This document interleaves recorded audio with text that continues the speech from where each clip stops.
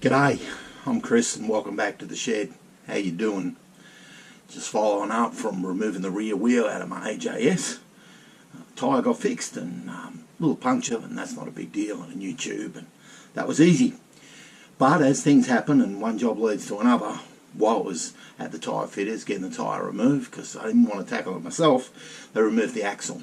Two-piece axle, so then that loosened the pressure on the cups and the cones and the bearings, and some of the ball bearings slipped loose. So I've taken it all apart. I just thought I'd bring you back and let you have a look at the bits and pieces that go into the rear wheel of a 26 AJS. It's new to me and maybe it's new to you. I'll bring you in, you can have a look. Okay, let's have a look at the brake plate side of the rear wheel. Looking in, it's pretty crusty, a little bit of rust and a bit of corrosion. But I'm going to give that a bit of a clean up before I put the brake plate back in, and it should clean up okay. Certainly the bike, I'm starting to change my feel on the bike. I'm not sure the bike was unrestored as I'd previously thought, because when we come down and have a look at the bearings are new, the grease is freshish, and it was clean inside, and it just wouldn't be that way if it was over 90 years old. We'll come down and we'll have a little look at the bearings. And I'm one for laying things out because I don't know what I'm going to find inside. So the axle, washer, spacer, a lock nut, and then a really nice little bearing cup that screws in. And there's 12 bearings inside. And the bearings, they're fresh, they're newish.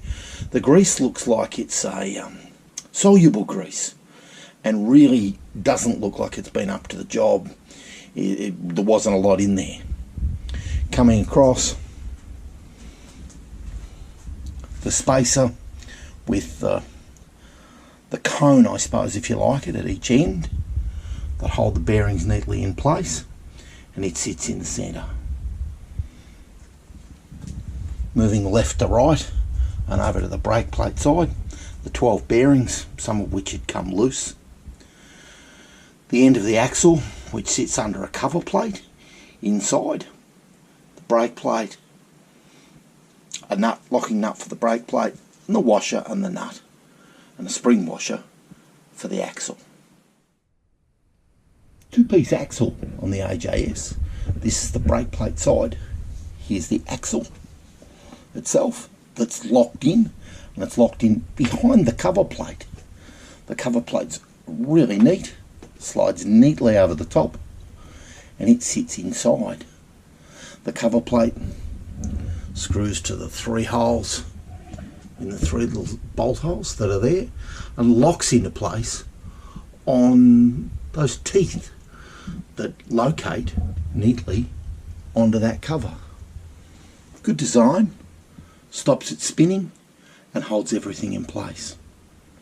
I'm going to apply some fresh grease and we'll come back and I'll see if I can get all of this back together.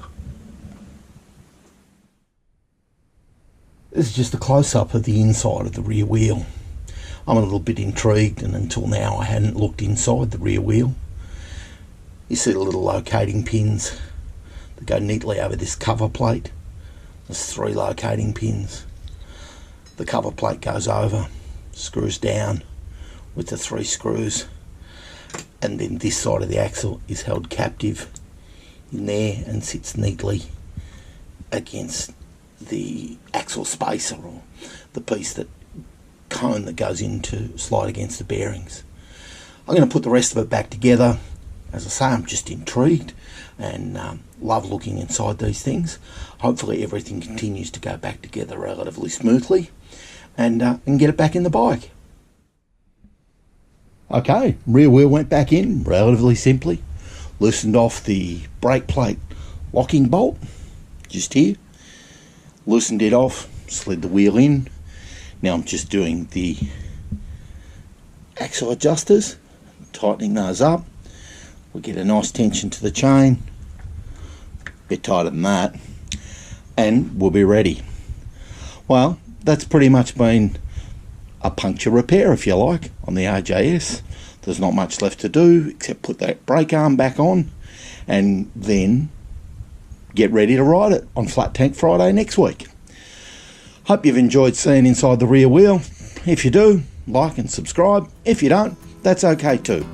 Take care. See you again soon.